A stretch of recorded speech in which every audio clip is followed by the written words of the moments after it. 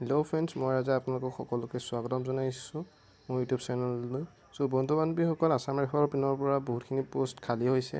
তাৰ কাৰণে কিমানটা পোষ্ট আছে, কিমান হাইট লাগে, কিমান চেষ্ট লাগে, কোৱালিফিকেশ্যন কিমান, আৰু এইটো লাষ্ট ডেট কেতিয়া হ'ব, এপ্লাই লিংক কেতিয়াৰ পৰা ওপেন কৰা হ'ব, সকলোখিনিকে লৈ আহিছোঁ।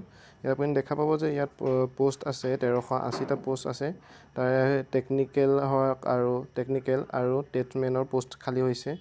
তাৰ কাৰণে আপোনালোকে এপ্লাই কৰিব লাগিব 6 জুনৰ পৰা, আৰু লাষ্ট ডেট হৈছে 20 জুলাই। ইয়াৰ কাৰণে কোৱালিফিকেশ্যন লাগিব 10 পাছ আৰু 12 পাছৰ লাগিব। ইয়াৰ যোনটো চিলেকশ্যন প্ৰচিডিউৰ হয়, চিলেকশ্যন প্ৰচিডিউৰত আপুনি দেখা পাব ইয়াত চিলেকশ্যন প্ৰচিডিউৰত হ'ব। প্ৰথমতে আপোনালোকৰ ফিজিকেল ষ্টেণ্ডাৰ্ড টেষ্ট আৰম্ভ হ'ব। তাৰপাছত আপোনালোকৰ ফিজিকেল ইফিডেঞ্চি টেষ্ট আৰম্ভ হ'ব। তাৰপিছত ৰিটেন এক্সাম পাতা হ'ব। তাৰপিছত স্কিল টেষ্ট এটা লোৱা হ'ব, স্কিল টেষ্ট হ'ব। তাৰপিছত ফাইনেল মেডিকেল বুলি কোৱা হয়, এইটো ফাইনেল মেডিকেল হ'ব। তাৰপিছতে মেৰিট লিষ্টত আপোনাৰ নাম আহিব। চ' বন্ধু বান্ধৱীসকল, কোনটো পোষ্টত কিমানটা ভেকেঞ্চি খালী আছে তাকে দেখাইছোঁ আপোনালোকক। যোনটো ব্ৰিজ এণ্ড ৰোড হয়, তাত আপোনাৰ 17টা পোষ্ট খালী আছে, 17টা আছে। যোনটো ক্লাৰ্ক হয়, ক্লাৰ্কত আছে 287টা পোষ্ট। যোনটো ৰিলিজেশ্যন টিচাৰ হয়, তাত আছে 9টা পোষ্ট। অপাৰেটৰ ৰেডিঅ' এণ্ড লাইনত আছে 729টা পোষ্ট। ৰেডিঅ' মেকানিকেলত আছে 72টা পোষ্ট। যোনটো এয়াৰমোৰৰ হয়, তাৰ আছে 48টা। লেব এছিষ্টেণ্টৰ হয় 13টা। নাৰ্ছিং এছিষ্টেণ্টৰ হয় 100টা। ভেটেনেৰী ফাইট এছিষ্টেণ্টৰ হয় 10টা। আৰু ইয়াৰ পেৰামেডিকেলৰ হয় 15টা। আৰু ৱাৰ্চাৰমেনৰ আছে 80টা পোষ্ট। টোটেল আপোনাৰ পোষ্ট দেখা পোৱা গৈছে 1380টা পোষ্ট। তো বন্ধু বান্ধৱীসকল, ইয়াৰ কাৰণে কোৱালিফিকেশ্যনটো আপোনালোকক কোৱা হৈছে 10 পাছৰ পৰা হাই ছেকেণ্ডেৰী পাছলৈকে এপ্লাই কৰিব পাৰিব। তাৰ কাৰণে আপোনালোকক দেখুৱাইছোঁ। এখন আপোনালোকে ভালকৈ চাই ল'ব, মই লিংক দি দিম, আৰু তাত আপোনালোকে ভালকৈ জুম কৰি চাই ল'ব পাৰিব। যোনটো ব্ৰিজ হয়, ব্ৰিজৰ কাৰণে 10 পাছ লাগিব, ডিপ্ল'মা লাগিব, চিভিল ইঞ্জিনিয়াৰিং ফৰ ব্ৰিজ। তাৰ কাৰণে আপোনালোকে কোৱালিফিকেশ্যনৰ হিচাপ মতে আপোনালোকে চাই ল'ব। ইয়াত এজ লিমিটটো দিয়া হৈ আছে, এজ লিমিটখিনি চাই ল'ব। এজ লিমিটৰ কাৰণে SC ST সকলে পাব 5 বছৰৰ কাৰণে ৰিলেক্সেশ্যন পাব। OBC সকলে 3 বছৰৰ কাৰণে। আৰু যিবোৰ এক্স ছাৰ্ভিচমেন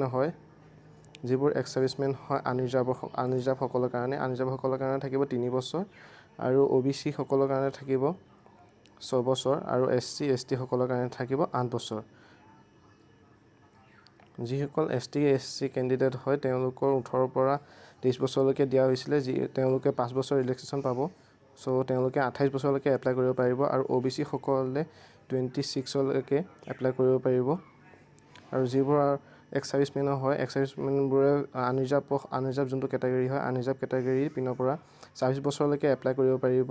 আৰু OBC সকলে 29 বছৰলৈকে এপ্লাই কৰিব পাৰিব। আৰু SC ST সকলে 31 বছৰলৈকে এপ্লাই কৰিব পাৰিব। চ' বন্ধু বান্ধৱীসকল, এইখিনি আছিলে।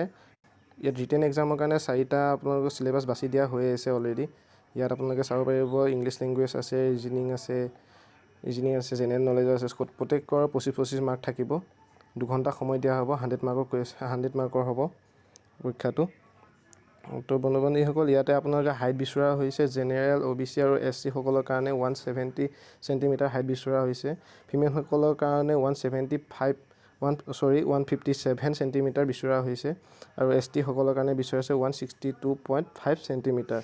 আৰু ফিমেলসকলৰ কাৰণে বিচৰা হৈছে 150 চেণ্টিমিটাৰ। তো ইয়াত চেষ্ট লাগিব। চেষ্টৰ কাৰণে জেনেৰেল, OBC আৰু SC সকলৰ কাৰণে সমানে হয়। তেওঁলোকৰ নৰ্মেল থাকিব লাগিব 80 চেণ্টিমিটাৰ। আৰু 85 তেওঁলোকে ফুলাব লাগিব, মানে 5 চেণ্টিমিটাৰ তেওঁলোকৰ ফুলাব থাকে। যোনটো ফিমেল হয়, ফিমেলৰ নীল হয়, ফিমেলৰ কোনো চেষ্ট জোখা নহয়। আৰু ST সকলৰ কাৰণে 78 নৰ্মেল থাকিব লাগিব, আৰু 5 ফুলাব লাগিব, হ'বগৈ 83 চেণ্টিমিটাৰ। তো ST সকলৰ ফিমেলৰ কাৰণে কোনো নাই, একো নাইকিয়া। আৰু তেওঁলোকৰ যিমানখিনি ৰানিং কৰিব লাগিব, যোনটো ফিজিকেল ইফিডেঞ্চি টেষ্ট বুলি কোৱা হয়, মেল কেণ্ডিডেটবিলাকৰ কাৰণে 5 কিলোমিটাৰ ৰানিং হ'ব, 24 মিনিটত কমপ্লিট কৰিব লাগিব। আৰু তাতে দেখা পোৱা গৈছে ফিমেল কেণ্ডিডেটবিলাকে দৌৰিব লাগিব 1.6 কিলোমিটাৰ 8.3 মিনিটৰ ভিতৰত। এইটো 1600 মিটাৰৰ হয়। বহুতখিনি টাইম দিয়া গৈছে। আশা কৰোঁ সকলোৱে কষ্ট কৰিব।